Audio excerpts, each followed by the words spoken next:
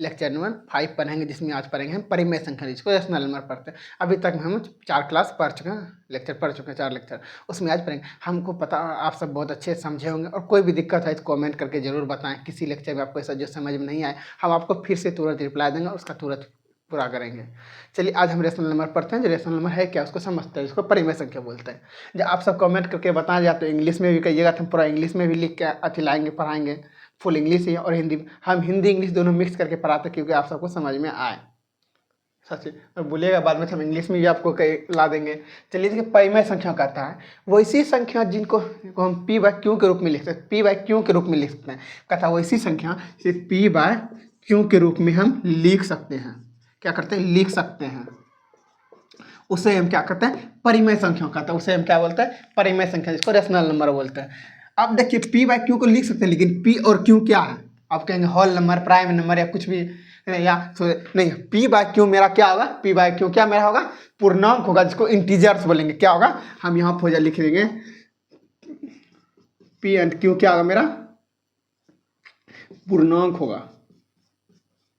पूर्णांक जिसको बोलते हैं इंटीजर्स। इंटीजर्स क्या बोलता है, इंटीजर्स। पी और क्यू में इंटीजर्स। लेकिन अब एक चीज देखिए, उसको बोलता है, हो गया समझ गए, पी और क्यू क्या मेरा इंटीजर्स होगा, इसको पूर्णांक बोलते हैं। पी और क्यू क्या होगा, मेरा पूर्णांक होगा। ऐसा नहीं कहेंगे कि अब पूछा जाएगा कि हम जानते हैं परिमेय नंबर उसी संख्या जिसको पी बाय क्यू के रूप में लिख सकते हैं, उससे हम क्या बोलते हैं, परिमेय संख्या, रेशनल नंबर। लेकिन पूछा जाएगा पी और क्यू क्या है, तो उसको हमको पता होना चाहिए। पी और क्यू क्या मेरा पूर्णांक है, इंटीजर है, ये हमको पता होना चाहिए। आपको समझ में आ गया। लेकिन अब देखिए बोला कि Q equal to, Q not equal to 0, ये हम कभी 0 क्यू के बराबर 0 नहीं होना चाहिए। क्या कहते हैं, 0 नहीं होना चाहिए, कभी भी 0 नहीं होना। जब क्यू के बराबर 0 तो हम क्या बोल लेते हैं, पी और क्यू के रूप में लिख सकते हैं। जब हम पी लेते हैं बेटा क्यू, क्यू बोले क्यू का इक्वल टू 0 नहीं होना चाहिए। यहाँ पे क्या होता है, 0 नहीं होना चाहिए। अब देखिए हम यहाँ पे करते हैं, जैसे लिखिए 3/4, ये क्या मेरा पी बटा क्यू के रूप में है, पी बटा क्यू के रूप में है। लेकिन अब लेते हैं 5/7 पी के रूप में है, 13/15, ये सब क्या है, पी और क्यू के रूप में है। लेकिन यहाँ पे क्यू का नीचे क्यू के जगह पी जगह 0, ये हो गया मेरा पी और ये हो गया मेरा क्यू। यहाँ पे 0 नहीं होना चाहिए। 0 नहीं होगा तो क्या होगा, अनडिफिनिट कहलाएगा, जिसको बोलते हैं अनडिफिनिट। वो क्या कहता है, अपरिभाषित कहलाएगा। क्या कहलाएगा, 0 अपरिभाषित कहला जाएगा। इसीलिए जब हमको पूछा जाएगा तो क्या कहता है, पी और क्यू क्या करना है, इंटीजर्स है, क्यू इक्वल टू 0 नहीं होना चाहिए। अब समझ गए होंगे कि वैसी संख्या जिसे पी और क्यू के रूप में लिख सकते हैं, उसे हम क्या बोलते हैं, परिमेय संख्या बोलते हैं, रेशनल नंबर बोलते हैं।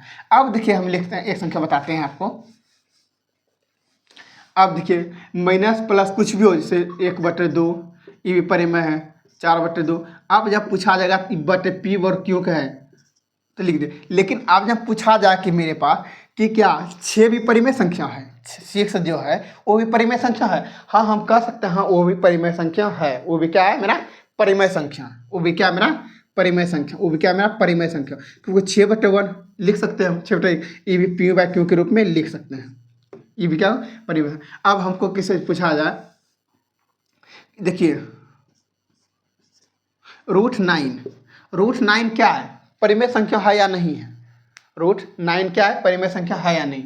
तो क्या √9 परिमेय संख्या है।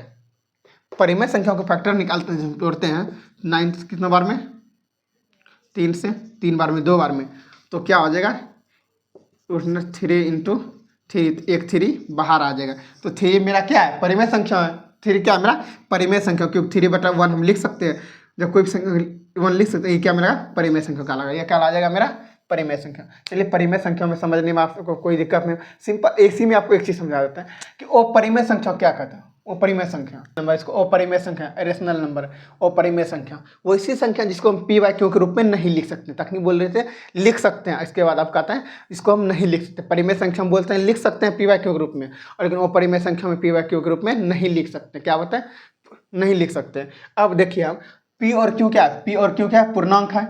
और क्यू बराबर हम क्या बताए थे, क्यू इक्वल टू नॉट 0, वो क्यू के सब 0 नहीं हो सकता है, क्यू इक्वल टू 0 नहीं हो सकता। चलिए इसमें क्या क्या एग्जांपल में जैसे देख लेते हैं हम, जैसे √3, √5, √7, √11, ये सब क्या मेरा अपरिमेय संख्या हो जिसको हम पी बाई क्यू के रूप में नहीं लिख सकते, पी बाई क्यू के रूप में नहीं लिख सकता। एक चीज और, जीरो क्या है, जीरो रेशनल है या इरेशनल, या रेशनल। जीरो को हम कह सकते हैं कि रेशनल होगा, रेशनल। 0/1 लिख सकते हैं, 0/2 लिख सकते हैं, 0/4 लिख सकते हैं, इरेशनल होगा। लेकिन क्या कहते हैं 0/4 इरेशनल होगा। ये क्या है, रेशनल। इरेशनल नहीं हो सकता, ये क्या है, रेशनल नहीं हो सकता है, रेशनल संख्या। आप समझ गए होंगे कि क्या है, जैसे पी बाई क्यू के रूप में नहीं लिख सकते हैं उसे हम क्या बोलते हैं, ये नहीं लिख सकते, अपरिमेय संख्या बोलते हैं। क्या बोलते हैं उसे, अपरिमेय संख्या। जैसे √3, √5, √7, √11। ज़्यादा से ज़्यादा बच्चे को शेयर करो, कमेंट कर, वीडियो अच्छा लगा हो तो ज़रूर अपने दोस्तों को शेयर करें। कमेंट करके ज़रूर बताएं, जहाँ समझ में आपको नहीं आ रहा है तो उस चीज़ को आप ज़रूर बताएं, कमेंट करके बताएं कि सर ये नहीं आ रहा समझ, उसको हम फिर से आपको दोबारा बताएंगे।